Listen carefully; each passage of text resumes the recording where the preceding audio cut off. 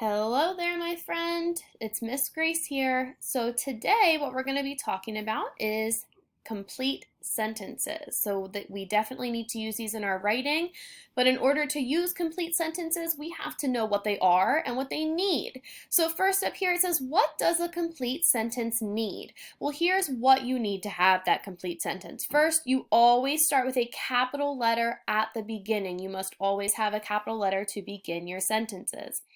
When you're finished with your sentence, you have to put an end mark. So that could be a period, it could be a question mark if you're asking a question, or an exclamation point if you're saying something excited, or if you have something that someone would be shouting. So make sure you're using an appropriate end mark, but you have to have one. You also need to have a noun. So we talked about those yesterday. So remember, a noun would be a naming word, a name that you would give. It has to be a person, place, thing, or an animal. So you're always going to have a noun in your sentence, and then also a verb. So what a verb is, it's an action word. So it's the thing that your noun is doing. Okay, so a complete sentence should answer two questions. It should answer who, so who you're talking about, and it should answer what is it doing. Okay, so let's look at an example of a complete sentence.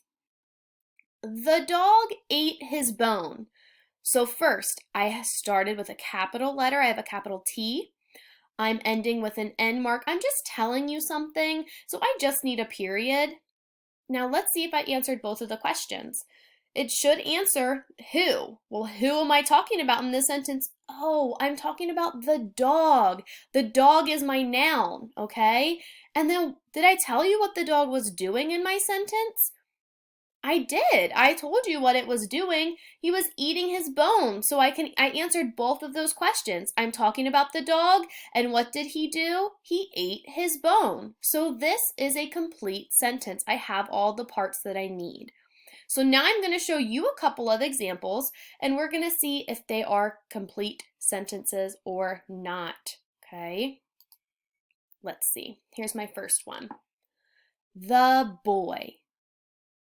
Is that a complete sentence?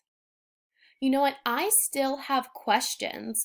I know who I'm talking about. I'm talking about the boy, but do we know what he is doing? No, this sentence is not finished. Okay, so this is not a complete sentence. I would say no for this one. They start with a capital. You're talking about the boy, but they are missing what the boy is doing, and they are missing their end mark. Okay, let's try this one. Let me move this up. I am eating lunch. Okay, I started with a capital letter. I have an end mark. I have my period. Did I tell you who I was talking about in my sentence? Yeah, I have that word I there, so that's the person I'm talking about. Did I tell you what I was doing? I did. I said that I was eating lunch. So this would be a complete sentence. It has all of the parts I need. So yes, this is a complete sentence. Let's check this one. Going to bed. What do you think? Do you think yes, a complete sentence, or no, is not a complete sentence? This one is not, okay, for a couple reasons. First off, who are we talking about? I still have questions. I don't know who is going to bed. And they also did not start with a capital letter, and there's no end mark at the end. So this one would not be a complete sentence. Okay, let's try one more.